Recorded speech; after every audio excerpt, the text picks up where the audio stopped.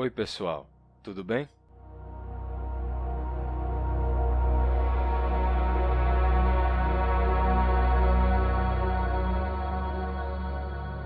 Boas-vindas à terceira e última parte da nossa série sobre os numerais de 11 a 20. Hoje vamos resolver o mistério do 20. Se você prestar atenção, a gente tem 3, 30, 4, 40, 5, 50 e assim continua.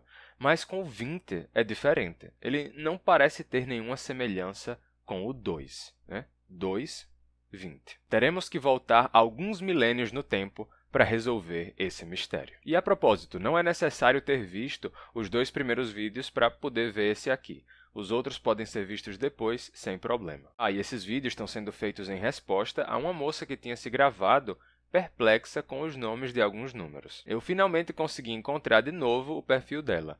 Ela se chama Júlia Iorio. E, na verdade, ela me encontrou. Alguém mandou meus vídeos para ela e ela me mandou uma mensagem. Bem, nos vídeos anteriores já fomos do 11 até o 15 e do 16 até o 19. Hoje é o dia do desafio final, o 20. Por que o 20 não parece ter nada a ver com o 2? Diferente do que acontece com 3, 30, 7, 70. O caso do 20 é mais complicado do que o que eu expliquei nos vídeos anteriores, porque o 20 não fazia sentido nem mesmo em latim. A gente teria que voltar ainda mais no tempo. Ainda bem que é possível, porque por meio de comparações, análises e triangulações, a gente consegue ter acesso a estágios de línguas que se perderam no passado. Inclusive, eu tenho um vídeo só sobre a questão da pronúncia, que é um vídeo em que eu explico como a gente conhece a pronúncia de línguas mortas, de línguas do passado. Você pode ver esse outro vídeo depois, se desejar, porque agora vamos continuar com a resolução do mistério de hoje. Para vocês entenderem o processo, pensem o seguinte. Vamos fingir que a gente não tem nenhum registro do latim, que o latim nunca foi escrito e extensamente descrito por diferentes gramáticos ao longo da história. Vamos fazer de conta que a gente só sabe que ele existe porque, comparando diferentes línguas, é evidente que elas têm uma origem comum. Vou mostrar agora um trecho de outro vídeo em que eu fiz uma comparação entre idiomas derivados do latim. Se lembrem que esses idiomas começaram como simples sotaques do latim, que não eram tão diferentes entre si. E com o tempo, os sotaques foram mudando cada vez mais, certas palavras foram mudando também e chegou um ponto em que esses sotaques já eram tão diferentes entre si que, em vez de serem classificados como variedades do latim, passaram a ser classificados como diferentes línguas. Vamos dar uma olhada agora. Eu vejo dois peixes que nadam na água do lago. Eu vejo dois peixes que nadam na agua do lago. Eu veo dos peces que nadam en el agua del lago. Eu vejo dos peixes que nadam en el agua del llac. Eu vejo dos peces que nadam dans l'agua del lac. Je vois deux poissons qui nagent dans l'eau du lac. Eu vejo due pesci che nuotano nell'acqua del lago. Eu vejo dois peixes que nuotam na palaculoi. Em latim, a gente poderia dizer Ego video duos pisces qui natant in aqua lacus. Viram a semelhança entre as línguas? Por meio de comparações e triangulações, a gente pode descobrir muita coisa sobre a origem delas. Isso é o que faremos hoje. Vocês vão ver como é fascinante que, por trás de palavrinhas tão simples que a gente usa na vida diária, haja tanta coisa para ser descoberta. É incrível. E sabe de outra coisa que é incrível no dia a dia? Acertou, Insider! Hoje eu venho falar de um tipo específico de peça de roupa deles, do qual eu, pessoalmente, gosto muito. O que eu queria mostrar é esse tipo aqui de roupa, que não é tão fininha e que tem mais presença, mais estrutura. É o estilo do qual eu mais gosto e, por isso, eu recomendo a vocês a peça que vocês estão vendo aí na tela. Como eu disse, tem mais estrutura, não fica marcando o corpo, é mais firme, com mais presença, só que com um toque macio. É o ideal para quem quer parecer bem vestido, com o mínimo. Se lembre de usar o cupom GLOSSONAUTA. Esse produto está em promoção lá na página da Insider. Aproveite lá. Agora, vou mostrar minha tela e vamos fazer uma análise juntos. A partir de agora, vai começar a parecer que eu estou ficando assim, como vocês estão vendo na imagem. Vamos lá. Aqui eu coloquei 3 palavras, certo? Em várias línguas românicas. E vamos fingir que a gente não tem nenhum registro do latim, como eu disse antes. Vamos só tentar reconstruir a palavra original a partir do que a gente tem aqui, tá? Vou fazer isso de forma bem rápida, não vou explicar muito, porque isso poderia ficar para outro vídeo, né? Hoje o tema é o 20, então não vou me estender muito. Mas, olhando para cá, a palavra chama, certo? Uma chama de fogo. Se você olhar para a palavra chama em português e em espanhol, tá? Eu coloquei aqui português, espanhol, valenciano ou catalão, francês, italiano e romeno. No caso, essa palavra aqui do romeno não tem a mesma origem exatamente. Depois eu explico isso rapidinho. Nos outros casos, sim, a palavra romena tem a mesma origem que as outras línguas. Mas, vamos lá. Olhando para cá, a gente tem chama em português e llama em espanhol, chuva em português e lluvia em espanhol, chave em português e llave em espanhol. Tá? Nos 3 casos, a gente tem as palavras começando da mesma forma nessas 3 línguas, certo? Chama, chuva, chave, llama, lluvia e llave. Só que, se você olhar para as outras línguas românicas, vai ver que a gente tem essas palavras começando de formas diferentes. Tá? Aqui a gente tem o flama com FL, plugia com PL e clau com CL. Tá? E em italiano temos fiamma, pioggia e chiave. Então, temos coisas diferentes aqui, né? Não é tudo igual. Em português, sim, é chama, chuva, chave, mas em italiano não, é fiamma, pioggia e chiave. Cada palavra começa de forma diferente, não só em italiano, mas também em valenciano, francês e também em romeno, né? Ok, o que é que está acontecendo aqui? Sabemos, então, que o português e o espanhol perderam informação. Tá? Existia uma informação aqui que se perdeu porque esses 3 casos se igualaram na nossa língua, e em espanhol também, mas não se igualaram em outras línguas românicas, nas que eu mostrei aqui. Tá? Então, as outras conservaram algo que a gente perdeu. Só olhando para a palavra de cima, a gente vê também que a gente tem aqui flama e flamme com FL, mas em italiano fiamma. Tá? Eu não vou entrar em muito detalhe sobre isso agora, mas a gente sabe que um fla se transformar em fiá é algo provável. Tá? Um L se vocalizar para ia ou para ua, isso é algo provável. Agora, um I se transformar em L não é.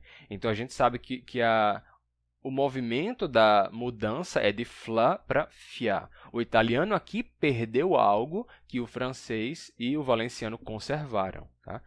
E no caso de flácara, essa nem vem da mesma palavra, né? Isso daqui eu comento já já, mas vamos olhar agora para o ploie, né? A mesma coisa, o ploie conserva o PL, o pluie conserva esse PL, o plugia também, mas o italiano tem pioggia, com o L vocalizado em I. E português e espanhol já igualaram tudo mesmo, né? Então, olhando para o de cima, a gente pode reconstruir a palavra original como flama. E é exatamente como era em latim, era flama, certo? E facula é a palavra que deu em romeno flácara. Só que fácula não tem L aqui, né? É facula e não flácula, é facula. O que daria em romeno fácara, só que deu flácara. Por isso que eu coloquei aqui na lista, porque flácara foi influenciada, essa palavra foi influenciada por flama, para poder ficar assim. Porque uma fácula, em latim, é uma pequena tocha, que tem a ver com chama. Então, a palavra flama influenciou a palavra fácula, gerando um flácula, que nos deu flácara em romeno. Então, apesar de flácara não vir de flama, pelo menos a primeira sílaba vem, certo? Então, a partir daí, a gente pode reconstruir essa primeira palavra como flama. Tá? Essas aqui, certo? Chuva, lluvia, plugia, pluie, pioggia e ploie, podemos reconstruir como pluvia, que é como era em latim mesmo, e chave, llave, clau, cle, chiave e cheie, essa pode ser reconstruída como clave, que é o que a gente tinha em latim mesmo, clave.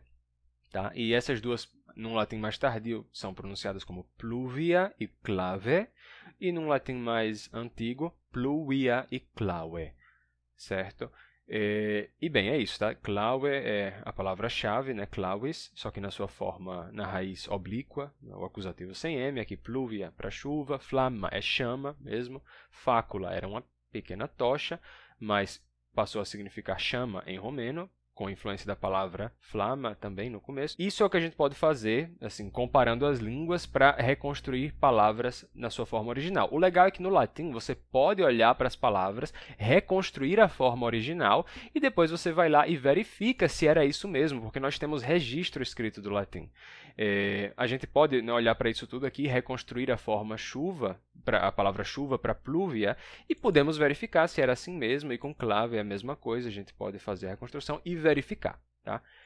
E bem, é isso, tá? Isso era o que eu queria mostrar primeiro, né? Como você pode comparar diferentes línguas e por meio de várias análises, reconstruir as formas originais. O bom é que no latim a gente vai lá e verifica se era isso mesmo. Bem, e por meio de comparações e análises, da mesma forma que sabemos que as diferentes línguas românicas provêm do latim, também sabemos que o latim provém da mesma língua que o grego, o persa, o sânscrito, o hitita, o proto-céltico, o proto-germânico, o proto-eslávico e outras mais. É claro que essas línguas são menos próximas entre si do que as línguas derivadas do latim são umas das outras, porque quanto mais passa o tempo desde a separação, maior é o distanciamento. O português e o espanhol eram muito mais próximos um do outro há 500 anos do que são hoje. Naquela época, o espanhol era cheio de coisas que hoje só existem em português e vice-versa. Da mesma forma,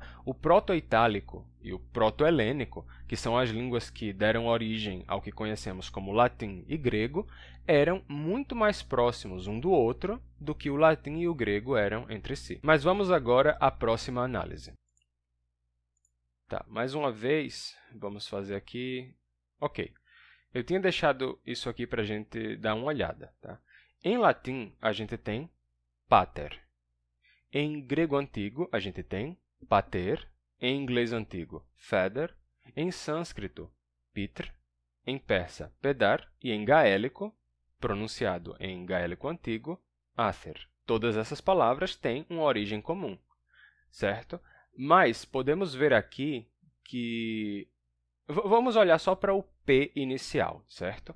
Em latim a gente tem pater, em grego tem pater, e em sânscrito temos pitr e em persa temos pedar. Ótimo, ok. Em inglês a gente tem aqui um F, temos feather. E em gaélico a gente não tem nada, né? Tem ather. Qual deve ser a forma original? Não ter nada, e aí do nada surgiu um P nas outras línguas? Ou era um F originalmente que se tornou P nas outras línguas? O que será que aconteceu aqui? Bem, spoiler, o original era um P mesmo. Também não vou entrar em muitos detalhes aqui, mas a gente tem um P de forma predominante, e esse P, especificamente nas línguas germânicas, se tornou fricativo. Tá? É por isso que a gente tem em inglês, hoje em dia, father, a gente tem em alemão Vater, em holandês Vader, certo? Ele se torna fricativo em línguas germânicas. E aí você vai ter esse fa daqui do father. Ok, essa não é a forma original. É um caso de lenição, tá? Em que um p deixa de bloquear a passagem do ar totalmente para fazer p. E aí ele vai se tornar p, p, p, f, f, f, f, f, até se tornar fa. No caso do gaélico antigo, eles foram além, porque além do p se relaxar para fa, ele terminou ficando mudo depois, e a palavra ficou ather, certo? Ather. Isso é a pronúncia do gaélico antigo, tá? Porque no gaélico de hoje em dia, os irlandeses hoje que falam gaélico irlandês nem pronunciam mais ather. Esse TH também se relaxou e hoje eles dizem aher, tá? Esse TH ficou só com som de h, aher, aher. E isso que ainda tem um sotaque em que não se pronuncia nem esse h do meio. E para dizer essa palavra, eles dizem só er. Assim, er. A antiga palavra que tinha um P, tinha um T, né, que já foi em algum momento numa forma muito antiga de céltico, lá em proto-céltico, teria algo como fater, né, fater, se tornou father, depois ather, depois aher, e já tem sotaques que dizem er, simplesmente er, para essa palavra. Então, você só olhando para um er saberia que vem da mesma palavra que pater?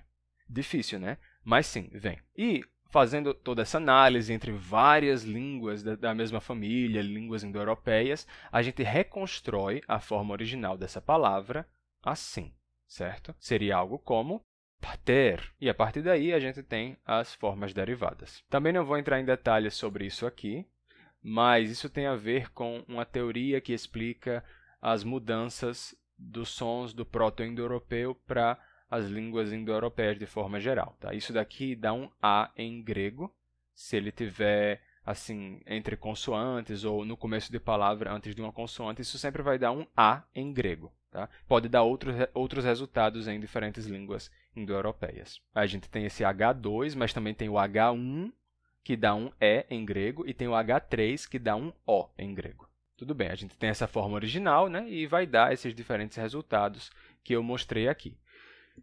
Agora, podemos finalmente passar para o 20, porque já chegamos ao proto-indo-europeu, a língua que deu origem a essas aqui e a muitas outras. Chegando aqui, finalmente, podemos passar para o 20. Bem, aqui eu coloquei esses exemplos para explicar um pouco sobre o processo, né? A gente tem aqui em proto-indo-europeu ster, que dá em grego aster, pode ser aster, astir, dependendo da pronúncia usada, e em latim temos stela. Então, esse início da palavra se manteve em grego como um A, né? Aster, mas se perdeu em latim, que começa direto no S, stela, que é uma estrela. Nesse caso aqui, a gente tem Hoester, que em grego se mantém como osteon, certo? Osteon. Então, isso daqui nos deu um O. E isso aqui nos deu um E. Então, temos osteon. E essa mesma palavra é os, em latim. Isso significa osso. Bem, e o que isso tem a ver com o 20? Vamos lá. Em proto-céltico, para 20, a gente tem vicanti. Em latim, a gente tem viginti ou viginti. E em grego, a gente tem ikosi, certo? Ikosi. Tá? Tem pessoas que pronunciam erroneamente como eikosi, certo? Isso daqui em grego não é ei, tá? Ou você pronuncia como i, ou numa pronúncia mais antiga pode se pronunciar como um E longo e fechado, ekosi, ou então ikosi, mas jamais como eikosi, tá? Então, vamos lá. Ikosi, para 20, né? Ikosi. Só que, em grego épico, lá na Ilíada, na Odisseia, a gente encontra uma outra forma, que é eikosi. Tem esse E no começo, tá? Temos E e depois ikosi, eikosi. E esse E nos dá uma evidência de algo interessante. A partir da forma em latim do número, né, do numeral, a gente tem viginti. A partir daí, a gente poderia reconstruir a seguinte forma. Essa daqui. Não, na verdade, sem esse inicial. O latim só nos dá evidência para isso aqui, para o viginti. E a partir dessa forma, viginti, a gente teria viginti em latim. A forma em proto-céltico, entretanto, tem um i breve aqui. Não temos um i, mas um simples i. Então, ela nos aponta para algo interessante. Por que a gente tem uma vogal breve aqui e uma longa aqui? Porque se a vogal original fosse longa, simplesmente, a gente teria uma longa nos dois. Então, a gente precisa que originalmente houvesse uma vogal breve. Tá? E alguma coisa alongou essa vogal em latim, mas não em proto-céltico. E essa coisa encaixa perfeitamente onde a gente esperaria que houvesse um D. Se a gente tivesse originalmente essa forma aqui, vidcanti. Então, a gente perderia esse D em latim, gerando o que a gente chama de alongamento compensatório. O D se perde, mas a vogal precedente se alonga para compensar a perda daquela consoante. E aí o vidcanti se torna vicanti, que daria viginti. Só que, se em proto-céltico o D simplesmente se perder, sem gerar o alongamento compensatório, que também pode acontecer, então a gente teria um i breve aqui dando vicanti em proto-céltico. Ótimo, então a gente já consegue inferir, né? A gente já consegue deduzir que havia um D aqui originalmente, porque ele deu dois resultados diferentes em duas línguas. Ótimo. Só que, no grego, a gente tem esse E inicial do eikosi. o que faria com que a gente esperasse isso daqui. Então, a gente poderia dizer que havia um h no começo, huidcamti, e esse h é o que nos dá um e em grego, como eu já tinha mostrado antes que é o que a gente espera, né? Que isso daqui dê um e em grego. Então, agora a gente pode reconstruir a palavra dessa forma, como huidcamti. Só que esse h ele pode aparecer em proto-indo-europeu, né? Existe uma explicação para isso que diz que esse h pode aparecer em proto-indo-europeu como uma debucalização de uma consoante sonora quando está perto de uma outra consoante sonora. Não vou entrar em detalhes aqui, mas se esse é o resultado de uma debucalização, então significa que havia aqui uma oclusiva, não uma simples consoante sonora, mas uma oclusiva sonora, uma oclusiva aqui, que estava perto dessa outra oclusiva aqui, e ele terminou se debucalizando, mudando de d para um simples h, certo? O que é uma debucalização? É quando a gente... Sabe quando, em vez de dizer a gente estava lá em casa, e dizem, a gente estava lá em casa. Comum aqui no Nordeste, né? A gente estava, virar a gente estava. A gente estava lá. Esse tarra é uma debucalização, tá? Em proto-indo-europeu, a gente teria um d aqui se debucalizando para h. Então, huidcamti. Então, originalmente, a gente teria um d aqui. Então, teríamos um duidcamti. Duidcamti. E agora, olhando para essa forma aqui, a gente pode ver aqui o d, o duo, certo? Do latim dois, duos, que nos deu 2. E aqui a gente pode ver esse decem, que deu o decem do latim, que significa 10, e que originou o nosso 10. Decem, né? Decem, dece, dece, dece, dece, dece, dece, dece, dece, dece, dece, dece, 10. Então, aqui temos o 2 e aqui temos o 10. Então, aqui temos duas vezes 10, que é 20. Indo para o grego, né? Duidcamti, aí huidcamti, depois huicamti, e finalmente a gente chegaria aqui na vocalização disso daqui para um e.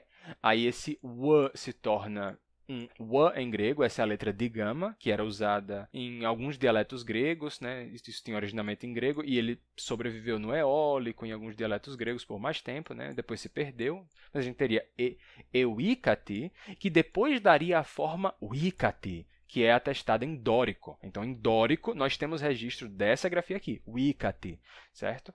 E no grego épico, da Ilíada e da Odisseia, a gente tem eikosi, com esse e inicial, né? E teria depois desse e um digama que se perdeu, então seria euikosi, como esse huicamti, euikosi, só que ele se perde, fica só eikosi, que nos dá depois o ikosi, que a gente tem no grego clássico, no grego koiné, e no grego moderno. Os gregos dizem ikosi até hoje, tá? E esse duidcamti, ele perde o começo, né? Fica só uidcamti, depois uicamti, depois uiginti, e por último, 20. Né? Eu coloquei a transição do uiginti até o 20, né? Então, uiginti, esse w se torna fricativo, fica vi, aí as vogais longas se perdem, fica viginti, o g intervocálico relaxa, viginti, viginti, viinti, até ficar só viinti, depois o i final se abre para vinte, depois temos vinte, e a partir de vinte, alguns falantes de português dizem vinte até hoje, mas a maioria torna... em Portugal, esse S se torna I, dizem vinte. No Brasil, se torna I, na maioria, né, entre a maioria dos falantes, fica vinte. E os que chiam o T vão dizer 20. Então, temos 20, 20, 20 e 20 no português atual. Duidcamti, que é duodecem, 2 vezes 10. Tá? E numa realidade alternativa, em que esse D inicial do duidcamti não tivesse se perdido, então a gente teria duinte ou então binte, para dizer 20. Né? Duinte, ele se manteria como o D aqui, o U que vem depois ficaria como U mesmo, né?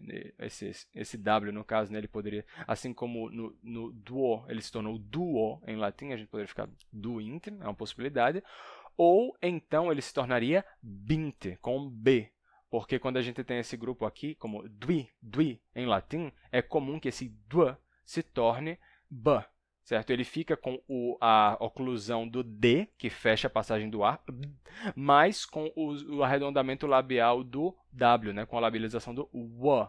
Então, lábios fechando a passagem do A, B, é um B. Então, é por isso que a palavra que originalmente era duis se tornou bis em latim, para dizer duas vezes, né? Quando você pede bis, você pede duas vezes, pede uma segunda vez, bis. Bis vem daí. Bis é duas vezes, né? Ele era originalmente duis, com D igual 2 também, né? Mas mudou para B por causa disso. No caso do 20, se ele tivesse mantido esse D, ou ele daria duinte, ou ele daria binte em português. Como não aconteceu, ele ficou 20. Tá? Curiosamente, existem falantes de português que terminaram pronunciando o V como B, como acontece no norte de Portugal, e também no sistema linguístico do galego-português, né, a gente tem o galego. Então, em galego e no norte de Portugal, a gente tem a pronúncia binte. Mas esse B que eles pronunciam não é esse B aqui que viria lá não. É porque eles passaram a pronunciar o V como B e ficou assim. Bem, pessoal, agora vocês sabem que o 20, apesar de não parecer, é tão lógico quanto o 30, o 40 e os outros. Só que ele mudou de uma forma que não permite que a gente veja isso. As línguas estão sujeitas à ação do tempo. Às vezes, é necessário ir bem fundo para encontrar certas informações. Se tiverem gostado do vídeo de hoje, deixem o seu gostei, se inscrevam no canal e enviem o vídeo para outras pessoas que poderiam gostar. E não se esqueçam de passar na página da Insider e usar o cupom GLOSSONAUTA. Até mais, pessoal! A gente se vê no próximo vídeo.